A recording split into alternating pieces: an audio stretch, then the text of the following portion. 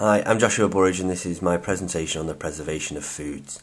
Today I'll be talking about preservation techniques of food, contamination and spoilage of food, bacteria and pathogens that can cause food spoilage, and water activity. There are numerous techniques that you can use to preserve food.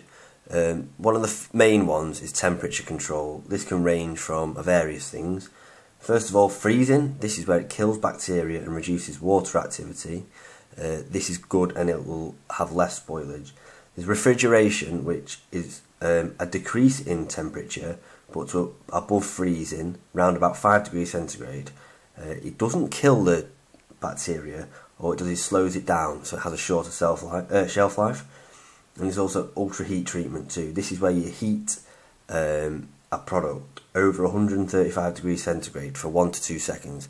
This kills the bacteria in a short amount of time, reducing the risk of food spoilage. There's also stuff like canning, where you use heat treatment, it kills the bacteria and then you can seal it away in a can so it can't be contaminated. You also have drying. This is where you reduce the water activity and reducing the chance of spoilage. Something like salt, where you salt a product, it will draw the water out. You also have other things like pickling and fermentation. Also the things looking into the future as well. Something like irradiation and ultrasound. They've sort of been dabbled in, but not not used globally. Maybe this might be used in the future. At my site, refrigeration is key due to the nature of the fruit and vegetables at our site.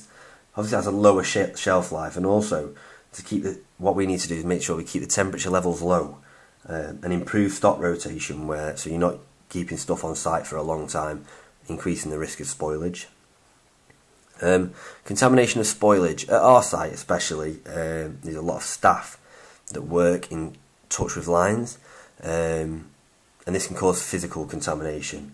Things like unwashed hands, hair not being in a hairnet, coughing and sneezing, and also machinery contamination, so not checking the guards, nuts and bolts falling in. All of these can cause contamination. To sort of prevent this, you need to have correct personal protective equipment, so hairnets, smocks that were just introduced, and other things. Also check machines, and also strict QC checks that need to be done too.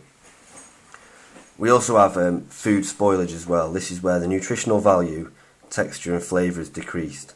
The 3 microorganisms that come from this are yeast, mould and bacteria.